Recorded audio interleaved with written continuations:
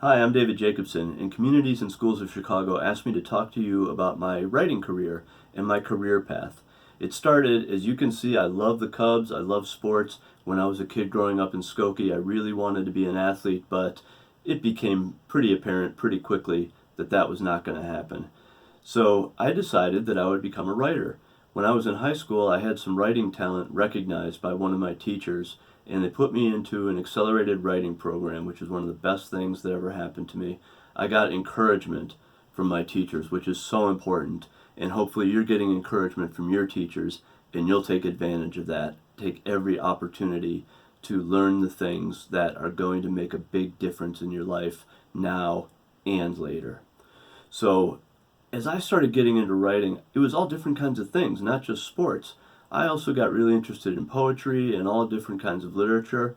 I read all different kinds of books, and it was just a great part of my life. I'm going to take you on a little bit of tour of my library in my home office. So I'm going to flip the camera around, and hopefully you'll be able to see what I'm talking about.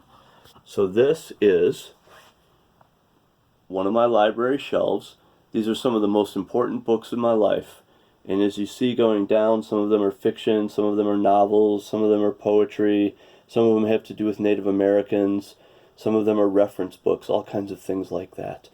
And we move around a little bit more. This is my vintage typewriter. This is one of my prides and joy because this is a great thing that I found on the streets in Chicago, and it has a lot of meaning for me in terms of finding the best tools that I can write with and understanding that there's a long history of writing and great famous people that have done it. Over here are my sports books mostly. You can see going up and down. These are all different sports books. And this is the award that I won for Best High School Sports Story in 1981. I was very, very proud of that. This is my to-be-read pile right here. There are some more novels and poetry on that shelf that I really like. Over here are all the books that I have about African American history and literature, poetry by black women, all kinds of Latino literature in there, and all things that can be of interest to so many different people. There's something for everybody in writing. These are my basketball books. They stay separate from my sports books because basketball is so important to me more than any other sport. So that's the library. And now I want to talk to you about some of the things that you can do to become a writer. Obviously, the first thing is write. Start writing and keep writing, even if it's just for a few minutes every day. It's really important because you get your thoughts out on paper, you get your emotions out. Some of the things that might be on your mind, whether it's because of the pandemic or anything else that you've got going on in your life, different challenges in school or with your friends or your family or anything like that, writing can really help you figure some of those things out. And so I hope you stick with it. Go after it. Later on in my career, I went to work for a company in Chicago called Crane Communications. They do Crane's Chicago Business and a bunch of others. From there, I worked at another publication in Chicago called IEG Sponsorship Report. And that was all about sports business and other types of sponsorships of arts, museums, festivals, and all different kinds of causes and other important things that have social impact. From there, I moved to San Francisco.